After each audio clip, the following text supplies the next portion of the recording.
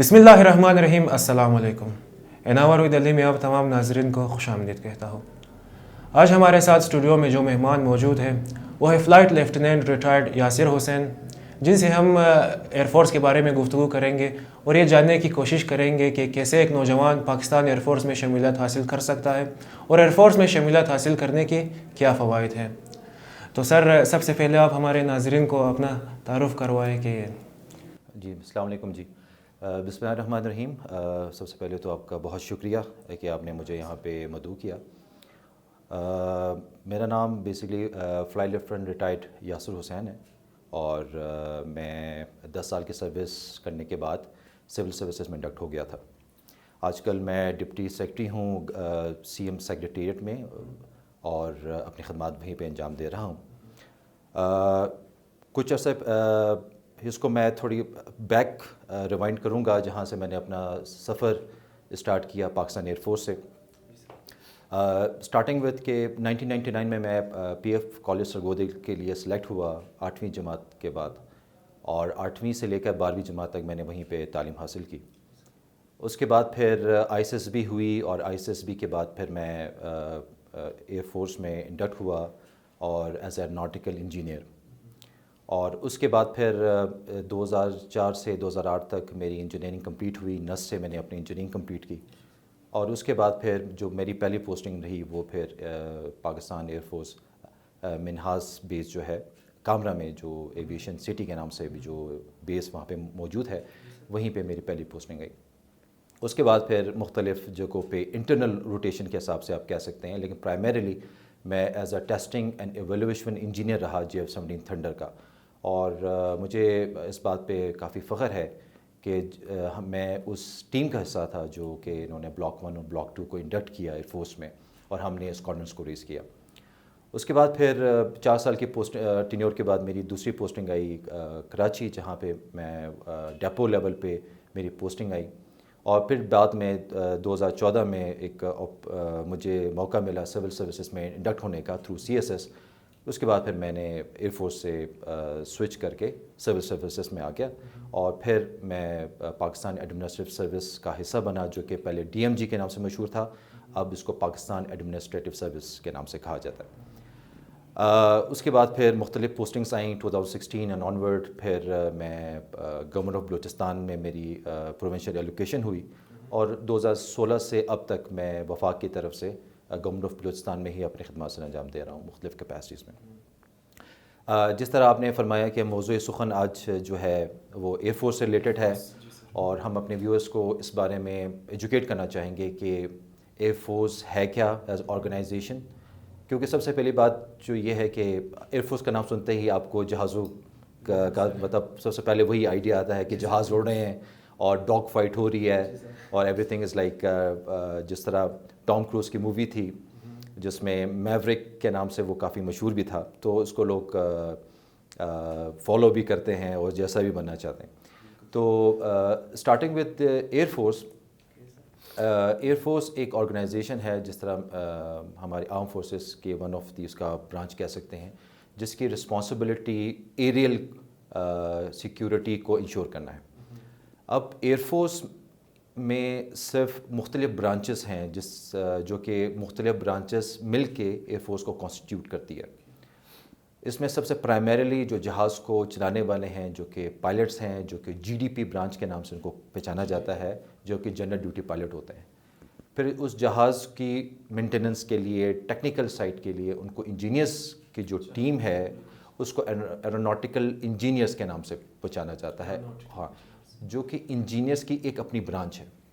इसी तरह जो रडार साइड से जो कि एयर डिफेंस अलर्ट्स को लुक आफ्टर करती है, बाकी जो रडार के तवज्जुह से जो उनका रोल टास्क है वो एयर डिफेंस लुक आफ्टर करती है। उसके बाद हमारे पास एडमिन ब्रांच है, लॉजिस्टिक्स ब्रांच है, एजुकेशन ब्रांच है, मेडिकल ब्रांच है, IT ब्रांच है, लीगल ब्रांच है और इसी तरह so and so fourth. So basically ये सारे ब्रांचेस मिल के एक एयरफोर्स को कॉन्स्टिट्यूट करती है। अब यहाँ पे इस चीज़ को समझना बहुत अहम है कि एयरफोर्स में 2 स्ट्रीम्स हैं, अगर मैं इसको मेजर इसको सेग्रीगेट कर सकूँ। ایک ہے آپ کا کمیشن سیکشن جو کہ آفیسرز کو کانسٹیٹیوٹ کرتی ہے، دوسرا ہے ایئر مین سیکشن جو کہ ہمارے جتنے بھی ایئر مین ہیں، جس میں بعد میں جونیئر ٹیک ہوتے ہیں، کوپل ٹیکس آتے ہیں، سینئر ٹیکس ہوتے ہیں، چیف ٹیکس ہیں، اسسٹنٹ وارنٹ آفیسرز ہیں، وارنٹ آفیسرز ہیں اور چیف وارنٹ آفیسرز ہیں، وہ سپریٹ ہے۔ آفیسر جو کمیشن آفیسرز ہوتے ہیں وہ سپریٹ ہے۔ تو یہ دو سٹریمز ہیں جو کہ بیسکلی ایئر فورس کانسٹیٹیوٹ کرتی ہے، اور ایئر فورس انہی فاؤنڈیشنز پہ کھڑی ہو کے اپنا کام سر انجام دیتی ہے۔ جیسا کہ میں نے پہلے عرض کیا کہ ایئر فورس کا مقصد ہی ایریل سیکیورٹی کو انشور کرنا ہے، اور ایریل سیکیورٹی ہر لحاظ سے ایئر فورس کے مینڈیٹ میں آتی ہے، اور اس میں جتنے بھی جو ایکٹیویٹیز ہیں، چاہے وہ آپ کے لائن آف کنٹرول کی وائلیشنز ہیں، چاہے وہ ایسکلیشنز ہیں، چاہے وہ ایئر سیکیورٹی ہے، each and everything comes under the purview of the air force. اس کے علاوہ برانچز کے حساب سے ایئر فورس کی ڈسٹریبیوشن ہے جا کے اس کو، اور وہاں پہ ایئر فورس کو کمانڈز کی شکل میں ڈسٹریبیوٹ کیا گیا ہے، اور کمانڈز کی شکل میں جب جو ڈسٹریبیوٹ کیا ہے اس کے بعد پھر کافی بیسز ہیں جو کہ اس کمانڈ کے اندر فال کرتی ہیں، اور یہ سارا کا سارا جو ہے الٹیمیٹلی ایئر ہیڈ کوارٹر کے انڈر آتا ہے۔ تو یہ ایک شارٹ انٹروڈکشن ہے جس پہ میں نے ایئر فورس کے حوالے سے کیا۔ مزید اس میں آپ جیسے جیسے سوالات کرتے رہیں گے میں آپ کو اس کے بارے میں جواب دیتا رہوں۔ تو سر یقیناً ایئر فورس بہت ہی مطلب پیچیدہ نوجوان اسے پیچیدہ سمجھتے ہیں، لیکن اتنا بھی مطلب اگر عملی میدان میں اترے تو آسان ہو جاتا ہے ایئر فورس کو سمجھنے میں۔ تو سر میرا سوال آپ سے یہ ہے کہ ملکی دفاع میں ایئر فورس کی کیا حیثیت ہے سر؟ ایئر فورس کی کو ہم کیسے کہہ سکتے ہیں کہ وہ ملک کی دفاع مطلب کون سی لحاظ سے اور کر سکتے ہیں سر؟ ریسنٹ ایسکلیشن کے حوالے سے میں اس کو بات کروں کہ چونکہ ایک بہت بڑا سبجیکٹ ہے، اگر ہم اس پہ اگر بحث کریں تو میرا ٹائم کی جو قلت ہے وہ کبھی اس کو انکمپس نہیں کر پائے گی، لیکن ایئر فورس کا جو مینڈیٹ ہے وہ بہت آل انکمپسنگ ہے۔ ریسنٹ ایسکلیشن میں آپ نے ابھینندن کا دیکھا کہ جب لائن آف کنٹرول کی وائلیشن ہوئی، اس کے بعد پھر ہمارے شاہینوں نے ان کے جہازوں کو جو ہاسٹائل ایئر کرافٹس تھے ان کو مار گرایا۔ تو ایک ریڑھ کی ہڈی کی حیثیت ہے ایئر فورس ہمارے ان تینوں سروسز میں، آرمی، نیوی، ایئر فورس میں، اور جب تک آپ کی ایئر سپیریورٹی نہیں ہوگی کوئی بھی فورس وہ کامیاب نہیں ہو سکتا۔ ایئر سپیریورٹی سے مراد اب آج کل آپ ڈرون ٹیکنالوجی کو ہی دیکھ لیں کہ ڈرون ٹیکنالوجی کی وجہ سے دنیا میں ریولوشن آ چکا ہے کہ آپ جب تک آپ کی ایریل کمانڈ آپ کے پاس نہیں ہوگی آپ اس چیز کو کبھی کانکر نہیں کر سکتے۔ عراق کی مثال آپ کے سامنے ہے، جب یو ایس انویژن عراق میں ہوئی تو وہاں پہ جب امریکنز کی جو فورسز اتری تو انہوں نے ایریل بمبارڈمنٹس کی۔ ایریل بمبارڈمنٹس کے بعد پھر انہوں نے ایک راستہ بنایا جو کہ ان کے یو ایس مرینز اور یو ایس آرمی کے لیے انہوں نے راستہ ہموار کیا، پھر وہ گئے انٹر ہوئے اور انہوں نے ودن 2 ویکس ٹائم، اس کو آلموسٹ فورٹ نائٹ ہم کہہ سکتے ہیں کہ انہوں نے پورے ایریا کو کور کیا۔ تو ایئر فورس ایک اگر سوئفٹنس کے حساب سے آپ دیکھ لیں، رسپانسونیس کے حساب سے آپ دیکھ لیں، اس کا ایک کلیدی کردار ہے، اور اس میں اگر ماڈرن وارفیئر کو سمجھنے کی کوشش کریں تو ماڈرن وارفیئر میں جب تک آپ کا ایریل آپ کی ایڈوانٹیج کسی جگہ پہ آپ مسلط نہیں کرتے اس وقت تک آپ کہیں کوئی بھی جنگ یا کوئی بھی چیز آپ اس کو نہیں جیت سکتے۔ اس کی ایک چھوٹی سی مثال یہ ہے کہ جب آپ فائٹر ایئر کرافٹ پہ اٹھتے ہیں، جب ہمارے شاہین ایئر بورن ہوتے ہیں اور کسی بھی کال پہ وہ اپنا ریٹیلیٹ کرتے ہیں تو پھر کسی بھی جگہ پہنچنے کے لیے it is almost takes minutes, کہ یہاں سے کوئٹہ سے اگر اس نے موو کرنا ہو اور وہاں پہ کسی اور جگہ پہ ڈپلائمنٹ کرنی ہو تو اٹ ٹیکس اونلی منٹس کہ وہ وہاں پہ پہنچ سکتے ہیں۔ تو یہ جو ایلیمنٹ آف رسپانسونیس ہے کہ آپ کی آؤٹ ریچ ہے، آپ کی جو ایک موبلٹی کا جو ایک ایلیمنٹ ہے وہ بیسیکلی اس پہ ایئر فورس اسی کو ایک فار سپیریئر ایج دیتی ہے۔ اور کنٹری وداؤٹ جس طرح قائد اعظم کا فرمان تھا کہ country without a strong air force is at the mercy of دی ایگریسر، تو یہ چیز تو اسٹیبلش فیکٹ ہے جب آپ کنٹمپریری ایئر فورسز کو آپ دیکھیں۔ اور آج کی اس کی پھر میں آپ کو مثال دیتا ہوں کہ جب ایک ریسنٹ جو ہماری ایسکلیشن ہوئی تھی جس میں انڈین ایئر فورس کے کافی ایئر کرافٹس آئے تھے، تو اس میں ڈیفینیٹلی آرمی کی موبلائزیشن تھی جو کہ کنونشنل وار کا حصہ ہے. لیکن آپ نے اکثر دیکھا ہوگا کہ ساری جو انگیجمنٹس تھیں وہ ایریل انگیجمنٹس تھیں, کہ کبھی وہاں سے لائن آف کنٹرول کی وائلیشن ہو رہی ہے, کبھی پنجاب کی طرف سے, کبھی سندھ کی طرف سے. تو اس طریقے سے مطلب اس کا ایک اپنا کٹنگ ایج ہے. تو اس والے سے میرے خیال میں میرے سوال کا جواب شاید اسی پہ ہی ہوگا. جی میرا اگلا سوال سر آپ سے ہے کہ پاکستانی ایئر فورس میں شمولیت کیسے حاصل کر سکتا ہے ایک نوجوان سر؟ مطلب ایک نوجوان چاہتا ہے کہ وہ پاکستانی ایئر فورس میں جائے, اس کو کیا کرنا چاہیے سر پاکستانی ایئر فورس میں شمولیت کے لیے سر؟ زبردست, آپ نے بہت اچھا سوال کیا. ہمارے ویورز کی کنزمپشن کے لیے بہت امپورٹنٹ ہے کہ یہ ایٹ لیسٹ یہ کلیئرٹی آئے کہ ہاؤ ٹو آپ نے apply for the Pakistani air force. سب سے پہلے جیسا میں نے آپ کو عرض کیا کہ اس کے 2 اسٹریمز ہیں. ایک تو کمیشن آفیسرس کی اپنی اسٹریم ہے, اور جو ایئرمین سائٹ کی ہے وہ اسٹریم سیپریٹ ہے. جو ایئر فورس کے کمیشن آفیسرس کے لیے اس کا طریقہ کار یہ ہے کہ جسٹ آفٹر یور FSC, جب آپ 12ویں جماعت پاس کر لیتے ہیں تو اس کے بعد پھر آپ کو کم از کم ایک 60% آپ کے مارکس ہونے چاہیے FSC میں, جو کہ بلوچستان کے لیے انہوں نے ایگزامشن دے دی ہے وچ از ناؤ 55%, جو کہ مطلب آغاز حقوق بلوچستان 2012 ان آنورڈ, جس میں ایک ریاست نے سمجھا کہ بلوچستان سے زیادہ لوگ ایئر فورس میں شمولیت اختیار نہیں کر رہے, تاکہ ان کے لیے بھی راستہ ہموار کیا جائے اور جو ایجوکیشن کے جو چیلنجز ہیں اس کو اس طریقے سے ایڈریس کریں.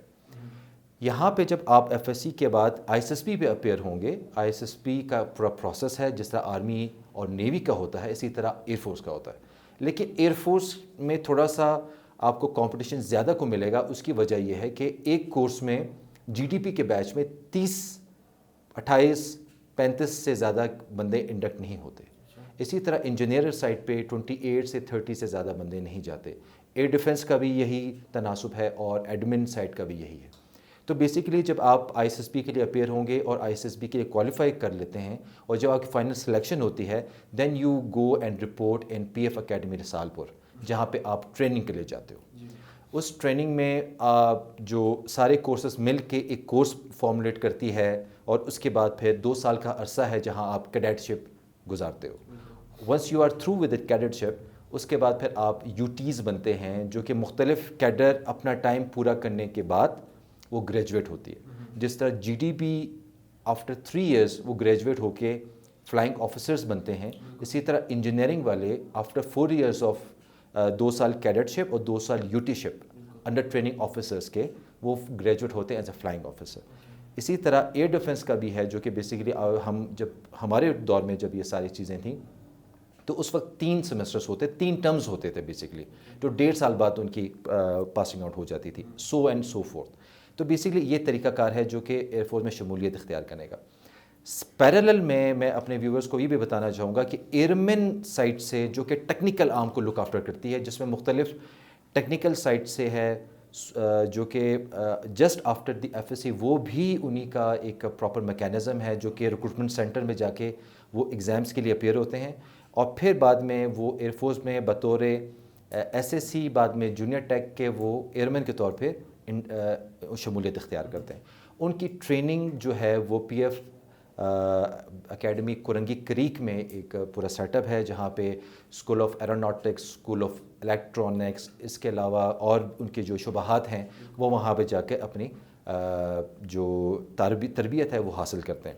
اور بعد میں ان کا جو اسٹریم ہے کہ وہ junior tech, corporal tech, senior tech, chief tech, assistant warrant officer and chief warrant officer, اور بعد میں کوئی آؤٹ اسٹینڈنگ جو پرفارم کر رہے ہوتے ہیں وہ بعد میں ان کی کمیشن جابیں مل جاتی ہے, جو کہ بعد میں فلائنگ آفیسر اور فلائٹ لیفٹیننٹ اور ایون اسکواڈرن لیڈر رینک پہ بھی جا کے ریٹائر ہو جاتے ہیں. جبکہ دوسری سائڈ پہ کمیشن والے سائڈ پہ پھر جب آپ پاس آؤٹ ہوتے ہو تو آپ اسٹارٹ میں آفٹر ایویشن کیڈٹ, آپ جب اپنے 2 سال کی جو کیڈٹ شپ کو سکسیزفلی کمپلیشن کے بعد آپ پائلٹ آفیسر لگتے ہیں. پھر پائلٹ آفیسر کے بعد آفٹر گریجویشن آپ فلائنگ آفیسر بنتے ہیں, and then you get flight lieutenant rank, squadron leader, wing commander, group captain, air commodore, air vice marshal, air marshal and air chief marshal. So this is the way جس طریقے سے air force میں induction ہوتی ہے اور شمولیت اختیار آپ کرتے ہیں. اب وقت ہو چکا ہے سر ایک چھوٹے سے بریک کا, تو ملتے ہیں بریک کے بعد. تب تک دیکھتے رہیے شائن ٹی وی. تاریک راہوں میں ہم یہ نہیں جانتے کہ کیا صحیح ہے اور کیا غلط. کیا کریں؟ کیا نہ کریں؟ یہ سوال تو ہر ذہن میں، مگر جواب ہر کسی کے پاس نہیں۔ جو ہوا وہ تو ہمیں معلوم ہے، مگر جو ہونے والا ہے اس کا جواب خود آپ کے پاس بھی نہیں۔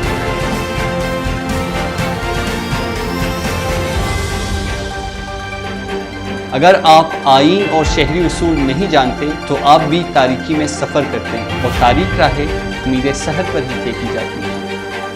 دیکھیے پروگرام امید سحر ہر ہفتہ اور اتوار صرف شائن ٹی وی پر۔ جی ناظرین، بریک سے پہلے پاکستان ایئر فورس میں شمولیت کے بارے میں گفتگو ہو رہی تھی، جس میں سر یاسر حسین نے ہمیں بریفنگ دی کہ کیسے پاکستان ایئر فورس میں شمولیت کی جاتی ہے۔ تو میرا اگلا سوال سر آپ سے یہ ہے کہ پاکستان ایئر فورس میں منتخب ہونے کے لیے کیا اہم اور کیا ضروری ہے؟ سب سے پہلے تو ول کا ہونا بہت لازمی ہے۔ وہ کہتے ہیں نا کہ when there is a will there is definitely اے وے۔ یہ چیز پھر سمجھنا بہت لازمی ہے کہ ایئر فورس ایک بہت ہی پروفیشنل آرگنائزیشن ہے، اور جیسے کہ ہم جو ایکس چیف تھے انہوں نے ایک خوبصورت بات کی، میں اس کے کچھ ایکسرپٹس جو ہے آپ کے ساتھ شیئر کرنا چاہوں گا۔ انہوں نے کہا کہ modern aircraft warfare is like a symphony, like an orchestra where every part of it should work in coherence. ٹھیک، جب آپ اس کا مطلب ہے کہ جب آرکیسٹرا میں جب کافی لوگ مختلف میوزیکل انسٹرومنٹس کو پلے کرتے ہیں اور جب ان کو نوٹس وغیرہ ملا جاتا ہے تو اس وینٹ کے ساتھ everybody should adhere in coherence, in frequency, yes fluent enough. اب ایشو یہ کہ جیسا کہ میں نے پہلے عرض کیا کہ اٹس اے پروفیشنل آرگنائزیشن، تو پروفیشنل آرگنائزیشن میں جو انڈکشن ہے، جو لوگ ہر سال جاتے ہیں، جی ڈی پیز کو اگر آپ تھوڑا سا دیکھیں تو سال میں جو ان کی انڈکشن ہوتی ہے اٹ از آلموسٹ لائک 60، لیکن after the completion of the cadet ship and all, جب وہ پروسیس میں ایک بندہ پائلٹ بن جاتا ہے اور وہ اس جب تک ایئر کرافٹ تک نہیں پہنچتا اس وقت تک 60 to 50% بندے جو ہیں ڈراپ آؤٹ ہو جاتے ہیں۔ اسی طرح ایروناٹیکل انجینئر میں جس کے 3 مین اسٹریمز ہیں، ایروسپیس، ایویونکس اینڈ تیسرا ہے آرمامنٹ، جو کہ بیسکلی اس میں بھی جب آپ جتنے بھی جو بریڈ آتی ہے وہ finest best of the best آتا ہے، جو کہ بیسکلی ہر بورڈ کے ٹاپرز ہوتے ہیں جو کہ مختلف اس میں آتے ہیں۔ تو وہاں پہ جو کمپٹیشن ہے وہ بڑا لیتل کمپٹیشن ہے، it is kind of a survival of the fittest, only the fittest would survive. تو کہنے کا مقصد ہے کہ سب سے پہلے اب بات یہ ہے کہ جب وہاں پہ اتنی زیادہ کمپٹیشن ہے تو how to get in the system, that's a question right جو آپ پوچھ رہے ہیں۔ اس کا مطلب یہ کہ آپ کو پھر محنت کرنی پڑے گی۔ جو بندہ محنت کرتا ہے پروفیشنلی، اس کا ایکیومن، اس کا آئی کیو لیول اور جو کھانے جو ایک چیک لسٹ بنی ہوئی، اگر if it is all complete, اس کے بعد پھر وہ بندہ has the high chance, high probability, mathematically میں اس کو اس طرح کہوں گا کہ وہ ایک رکھ سکتا ہے کہ ایئر فورس میں جائے۔ پھر پرائمریلی جو بات سب سے امپورٹنٹ ہے، it is the will which basically پیوز دا وے۔ ہمارے جو بڑے تھے، ہمارے جو لیجنڈس تھے، ہمارے جن کو ہم آئیڈیلائز کرتے تھے، جس طرح ایئر فورس کے حوالے سے ہم شربت چنگیزی صاحب سر جو ہیں is a living legend, he is a war veteran, جو کہ basically epitome of the organizational جو ایک ہائرکی بنتی ہے اس پہ وہاں پہ انہوں نے گرو کیا اور وہاں تک پہنچے۔ اس زمانے میں آپ دیکھیں کہ جب وہ تھے اس کے بعد پھر کمپلیٹ 5-8 ایئرس تک سائلنس ہے کہ کوئی یہاں کا اسپیشلی ہزارے ہمارے ٹرائب کا، ہماری کمیونٹی کا کوئی بندہ وہاں پہ نہیں گیا۔ اسی طریقے سے اگر آپ دیکھیں تو پچھلے آپ سر ایئر کموڈور سر شوکت تھے، ایئر کموڈور سخاوت صاحب تھے، گروپ کیپٹن ریاست صاحب ہیں، فلائٹ لیفٹیننٹ شہید ہمارے سر سمت تھے۔ مطلب بہت ہی آپ دیکھیں گے کہ پوری اس ہسٹری کو اگر آپ تھوڑا سا کھول کے رکھیں تو بڑے آپ کو چیدہ آپ کو بندہ نظر آئے گا اس پوری ٹائم لائن کے حساب سے۔ تو یہ بیسکلی اس چیز کی غمازی کرتا ہے کہ basically it's a hard thing you know to get inside. تو it's a thorough professional organization, لیکن ان اے وے یہ چیلنجنگ تو ہے، لیکن یہ ناممکنات میں سے نہیں ہے۔ ہم جیسے انسان، آپ جیسے ہمارے ماشاء اللہ جو کہ ہماری کمیونٹی کا جو فخر ہیں، فیوچر ہیں، اور آپ لوگوں نے ہی بیسکلی اس جو علم کو بیئر کرنا ہے، آگے تک پہنچانا ہے. علم بیئرر ہے، فلیگ بیئررز ہیں. تو بیسکلی جب ول ہے اور جو لوگ اس کے لیے اسٹرائیو کرتا ہے تو بیسکلی وہ اس کو پہنچتا بھی ہے. دو کہ آپ کے پاس انڈکشن کے جو پراسپیکٹس ہیں اور جو ونڈو ہے اٹس کوائٹ شیلو، بہت کم ہے، نیرو ہے آئی وڈ سے، لیکن still it is very much doable. So میرے کہنے کا مقصد ہے کہ if you have the dedication and if you have the professional acumen and if you have the will that میں نے واقعی اس میں جانا ہے، دس از مائی چائلڈہڈ ڈریم کہ میں نے یہاں پہ پہنچنا ہے، تو definitely then universe starts conspiring I would say, جس میں آپ دیکھ لیں کہ ڈیفینیٹلی لوگ پہنچتے بھی ہیں اور ماشاء اللہ سے دے ایکسل ان دی آرگنائزیشن. یقیناً زندگی میں کوئی بھی کام ناممکن نہیں ہوتی. اگر انسان کے اندر خواہش ہو وہ ہر کچھ وہ انسان ہر کام کر سکتا ہے جس کی وہ خواہش رکھتا ہو. یقیناً ایئر فورس کے لیے مطلب کمپٹیشن ضرور ہے لیکن ناممکن نہیں ہے. سر میرا اگلا سوال آپ سے ہے کہ ایئر فورس کتنا ڈیئرنگ ہے سر؟ کس طرح کے ڈیئرنگز ہوتے ہیں سر ایئر فورس؟ مطلب ایئر فورس چیلنجنگ ہے، سخت ہے سر، مطلب ہارڈ ہے سر؟ بالکل اس میں کوئی شک اور شبہ نہیں ہونا چاہیے کہ یہ one of the dearest profession ہے کسی بندے کے لیے. اسٹارٹنگ وتھ ہمارے آپس برانچ جو کہ جی ڈی پی ہے، تو آپ جی ڈی پی کو آپ صرف ایئر کرافٹ جو وار مشین ہے وہ it is itself a rocket, یہ ایک بم ہے جو کہ بیسیکلی ود ڈفرینٹ میکینزم وہ گورن ہو کے جاری ہوتی ہے. تو it's not like a very safe kind of a journey کہ کوئی بندہ بس آپ کراچی ٹو اسلام آباد موو کریں، کمیوٹ کر رہے ہیں، آپ بیٹھے کمرشل ایئر لائن نے ٹیک آف کیا، اس کو آٹو پائلٹ پہ سوئچ کیا، پھر بعد لینڈنگ کے وقت دوبارہ انہوں نے انگیج کر کے اس کو لینڈ کروا دیا. No, it is not like دس.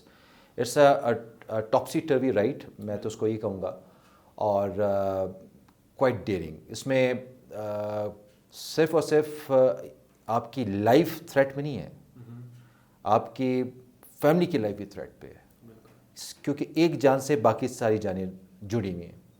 اور یہ آپ کا پروفیشن ہے کہ آپ نے روزانہ اس تھرل کا حصہ بننا ہے، کیونکہ آپ نے اس وار مشین کو اڑانا ہے جو کہ اپنے ساتھ صرف وہاں پہ نمائش کے لیے نہیں اس کو ہم نے بنایا. Basically it is a war machine which is supposed to wage war. آپ کے بامبس کو وہ پھینکے اور آپ کے مشنز کو اچیو کریں اور وہ لڑے، تو یہ اس کو کافی چیلنجنگ بناتی ہے.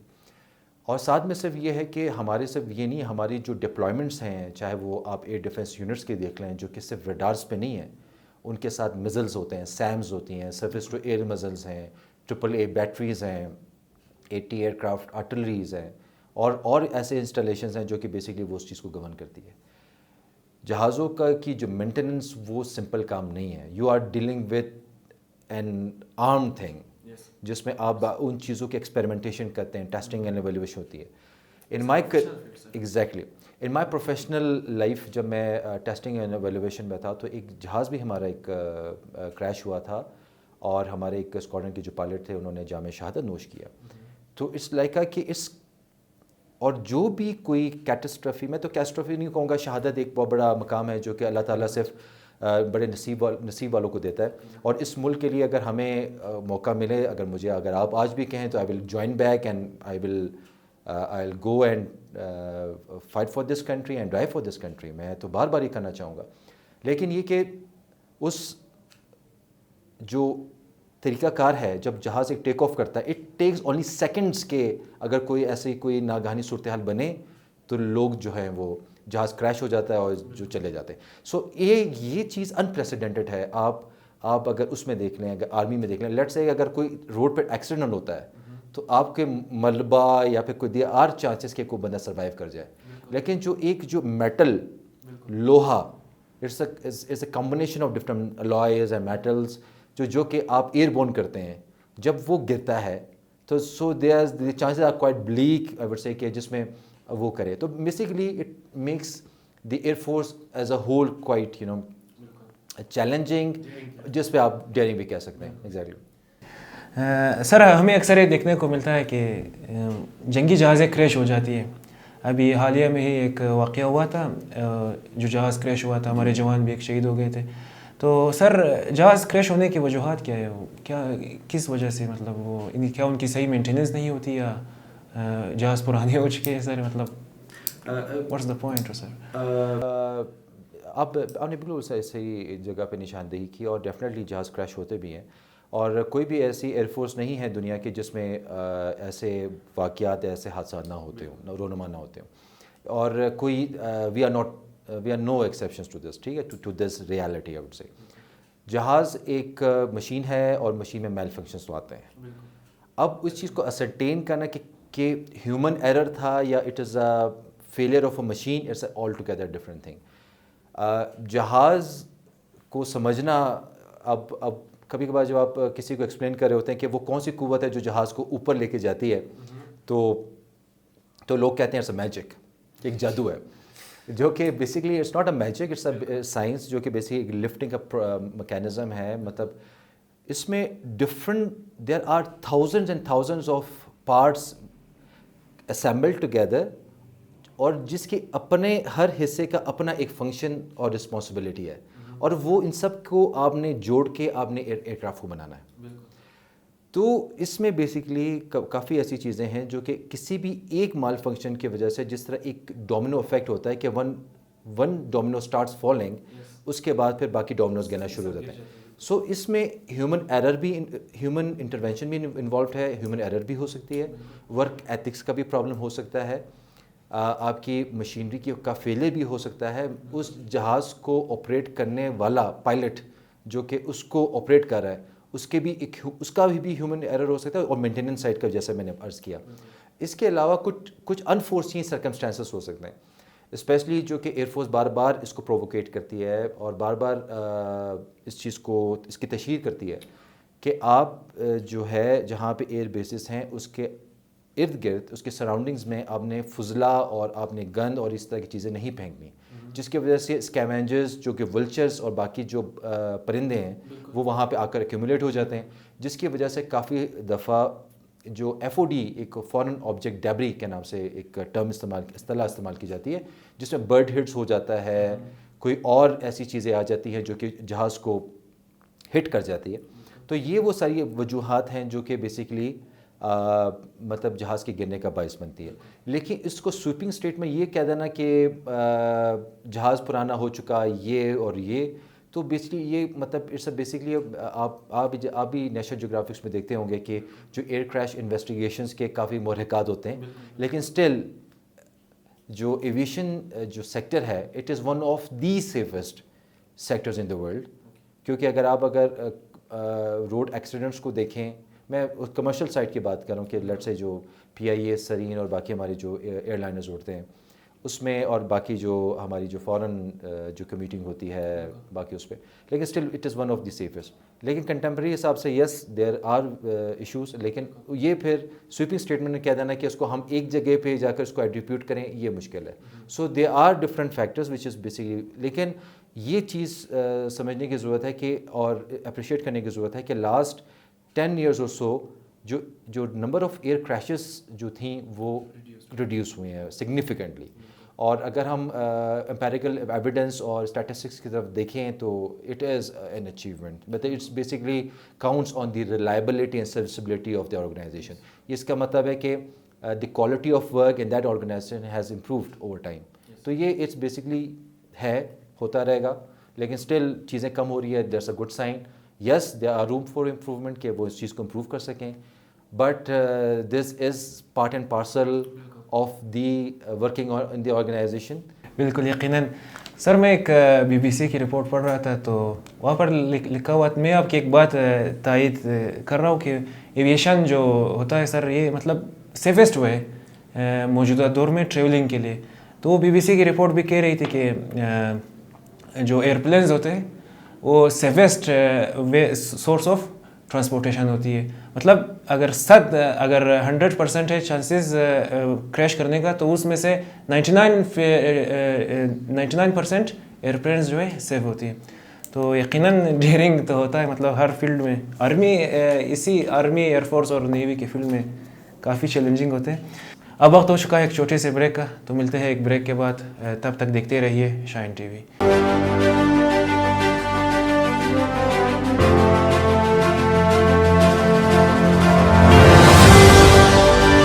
کیا معاشرے میں جنریشن گیپ کی وجہ سے برائیاں بڑھ رہی ہے؟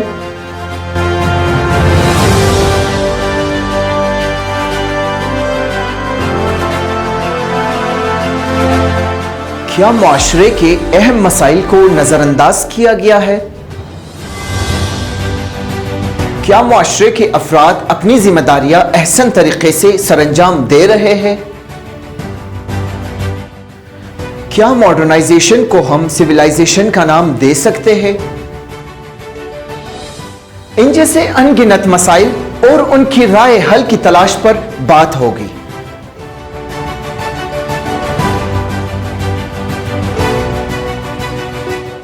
پروگرام مثبت رائے برقیہ چنگیزی کے ساتھ بہت جلد آ رہا ہے صرف شائن ٹی وی پر.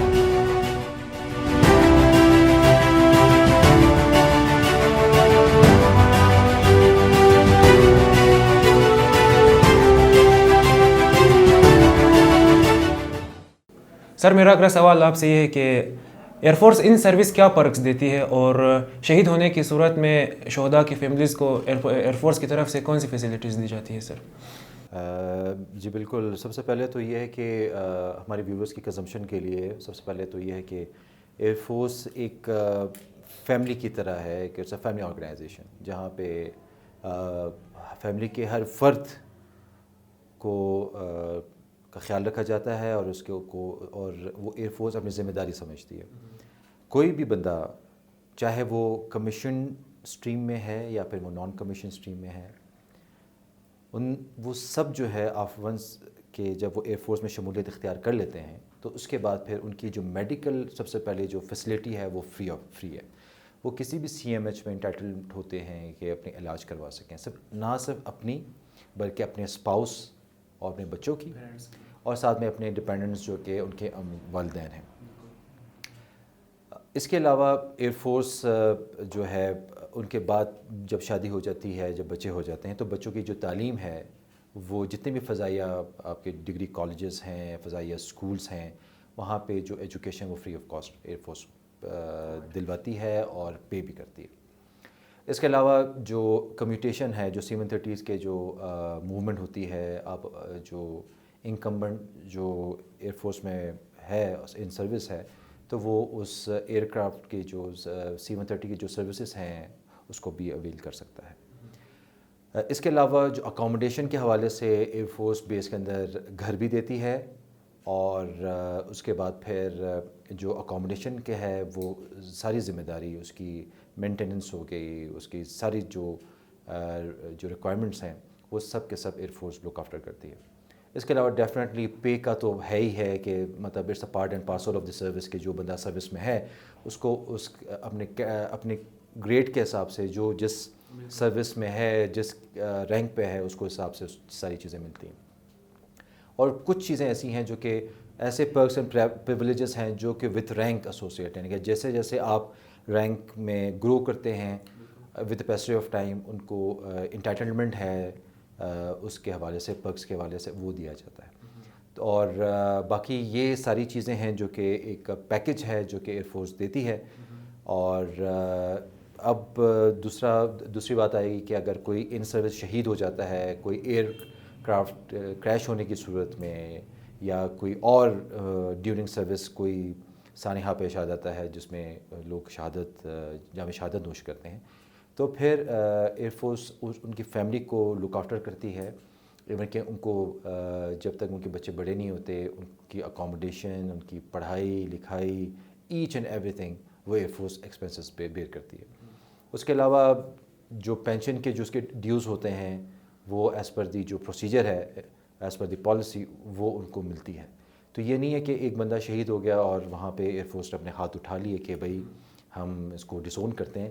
ایئر فورس جب تک اس کے بچے بڑے نہیں ہوتے, جب تک بچے ایک زندگی میں ایک امنی جگہ پہ پہنچ کے پرفارم کرنا اسٹارٹ نہیں کرتے اس وقت تک ایئر فورس ان کے پیچھے کھڑی ہوتی ہے اور ان کو خیال رکھتی ہے اور ایز اے فیملی کے طور پر ٹریٹ کرتی ہے صرف نہ صرف یہ ان کائنڈ ایک قسم کی سروسز ہیں جو ان کو دیا جاتا ہے بلکہ ایئر فورس کے آفیسرز اس یونٹ کے وہ جب تک ان کی فیملی ہیں ان کے ساتھ ایک ریلیشن شپ پہ وہ بندھے ہوتے ہیں اور ایئر فورس سالانہ بیسس پہ ایک ایسے فنکشنز کا تقاریب کا بھی اہتمام کرتی ہیں جس میں سب کو بلایا بھی جاتا ہے تاکہ ایک کنیکشن اور کنیکٹیوٹی جو ہے وہ برقرار رہ سکے.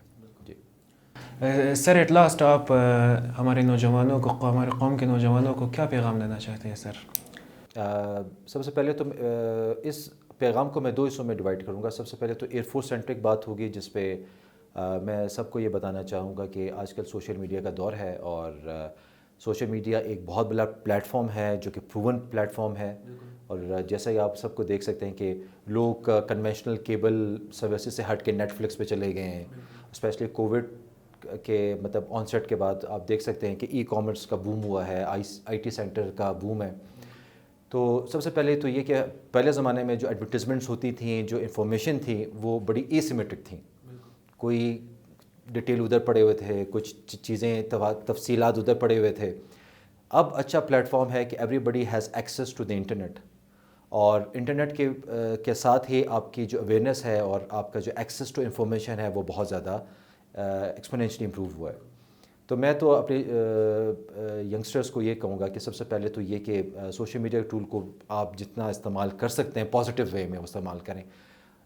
بڑا اچھا پلیٹ فارم ہے کہ جو ایسے پلیٹ فارمس ہیں جہاں پہ آپ لوگوں کے ساتھ اپنے نوٹس ایکسچینج کر سکتے ہیں, آپ اپنی تیاری کر سکتے ہیں, آپ کو ایڈورٹیزمنٹس کا پتہ چلتا ہے کہ کب ISSB کا ونڈو اوپن ہو رہا ہے, کس کورسز کے لیے ونڈو اوپن ہو رہا ہے اور کیا پراسپیکٹس ہیں, ہم نے تیاری کیسے کرنی ہے, ہم نے اپنے آپ کو امپروو کیسے کرنا ہے, آپ کے پاس گائیڈنس کا جو ایکسیس ہے وہ بڑھ گیا.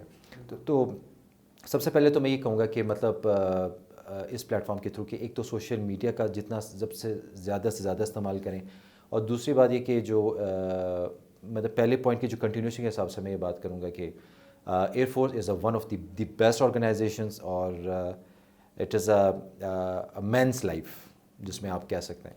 تو آپ جب بلوز میں ہوتے ہیں تو اس کا اورا ہی کچھ ہوتا ہے, اس کا پرسونا کچھ اور ہوتا ہے. تو it's a basically one must try for it. ہمارے آرمی میں ماشاءاللہ سے ہماری کمیونٹی کے کافی لوگ ہیں. ایئر فورس میں وہ جو ایک پروپورشنل جو کی ریپرزنٹیشن ہونی چاہیے تھی وہ کم ہے, لیکن still we are among the pioneers جس میں میڈم سائرہ بطول تھیں جو کہ خواتین میں سے سب سے پہلے جب ایئر فورس میں انرولمنٹ کی خواتین کو, اور وہ PF کے one of the pioneer pilots میں سے تھیں. تو ایک رول ماڈل تھا. اس کے بعد پھر لوگوں نے ان کو وہ کرنا شروع کیا. ہر چیز گلومی نہیں ہے. جب آپ قنوتی سوچ کی طرف جائیں گے تو every things come negative.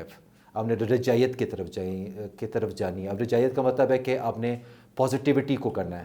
Positivity is kind of contagious, کہ جس طرح کووڈ کنٹیجیس ہے ایک سے دوسرے کی طرف پھیلتا ہے, تو آپ نے پازیٹیو رہنا ہے. آپ نے رول ماڈلس کو دیکھنا ہے, آپ نے کہنا ہے ہم نے اس جیسا بننا ہے, and then you strive for it. تو اس میں ناٹ آل گلومی, آپ نے اس چیز کے لیے اسٹرائیو کرنی ہے. اور ہمارے کمیونٹی کا ہر جو ایشو ہے اس کا جو جواب ہے وہ تعلیم ہے اور ایکسل کرنا ہے. تو ہم نے ہر لحاظ سے, چاہے ہمارے وہ لڑکے ہوں یا لڑکیاں ہوں, سب نے اس پہ اسٹرائیو کرنی ہے. میں تو سب سے یہ ریکویسٹ کروں گا. اور ساتھ میں پھر اپنا ایسوسیشن رکھیں. آپ کے پاس جو سلیکشن سینٹرز کے حساب سے انفارمیشنز ہیں, آپ کے ویب سائٹس اویلیبل ہیں, اس ویب سائٹ کے اوپر ہر ایک چیز اویلیبل ہے. تو آپ کو صرف وہاں پہ جا کر گوگل پہ وہ ٹائپ کرنا ہے, آپ اس کو ایکسیس کرنا ہے, ہٹ کا بٹن دبانا ہے, then you go, everything is so much written there, information is available. دوسری بات یہ کہ کوئی بھی پروفیشن, میں تو کہوں گا کہ ایئر فورس جو میرا جو اسٹینٹ تھا ایز اے پروفیشنل لائف جو ہم نے گزاری ہے, it's a very good opportunity. اور آئی آلویز چیریش کہ میں نے بڑا ایک اچھا ٹائم گزارا, اور آئی آلویز اگر میں اس کو ریکال کروں, ری انیکٹ کروں, تو I always cherish the memories. It always feel nostalgic. دوسری بات یہ کہ اور بھی شعبہات ہیں, صرف ایئر فورس ایک اور آخری ایک آرگنائزیشن نہیں ہے کہ لوگ جا سکیں. Sky is the limit. آپ کے پاس بہت زیادہ اریناز ہیں آج کل کے دور میں.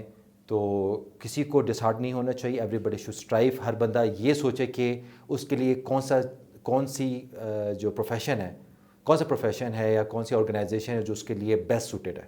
اور وہ یہ میں اور آپ نہیں بتاتے, یہ اس بندے کو خود اپنی فیلنگ ہونی چاہیے کہ میں نے کس جگہ پہ جا کے کام کرنا ہے, اور تاکہ وہ کام اس کو پلے کے طور پہ لگے کہ مطلب it comes naturally to him. ٹھیک ہے, تو یہ طریقہ کار ہے جس کی بیسس پہ آپ اس کام کو انجوائے بھی کریں گے. تو میں سب سے بات یہ کہ مطلب آپ سول سرچنگ کریں, اپنے اس ایریا کو فوکس کریں, اس انٹرسٹ کو ڈگ آؤٹ کرنے کی کوشش کریں کہ آپ کا انٹرسٹ کہاں پہ, اور وہاں پہ جب آپ اس چیز کو ڈگ آؤٹ کر لیں گے, آپ اس چیز کو سمجھ لیں گے, then you apply for it, then basically پھر آپ ایک اچھے طریقے سے اس کو اچیو بھی کر سکو گے. اور آپ اپنے جو ایفرٹس ہیں, جس طرح 2 چیز بہت امپورٹنٹ ہیں, concentration of force and economy of efforts. تو یہ 2 چیزیں جب آپ کنسنٹریٹ کر کے ایک چیز کے پر آپ اپلائی کریں گے تو وہ چیز آپ کو بہتر طریقے سے ملے گی. It's not like a donkey work, بلکہ it's a smart work. So یہ میرے کنکلوڈیو ریمارکس ہے سب ہمارے ینگسٹرس کے لیے, ویوز کے لیے, اور I wish everyone very best, stay safe and اپنے گھر بار کا خیال رکھیں. Thank you. انشاءاللہ سر آپ کے شکر گزار ہوں میں کہ آپ آج ہمارے یہاں تشریف لائے. تو انشاءاللہ اگلے ہفتے ایک نئے موضوع کے ساتھ آپ سب ناظرین کی خدمت میں حاضر ہوں گے. تب تک اپنے میزبان محمد علی کو اجازت دیجیے. اپنا اور اپنے پیاروں کا خیال رکھیے. دیکھتے رہیے شائن ٹی وی.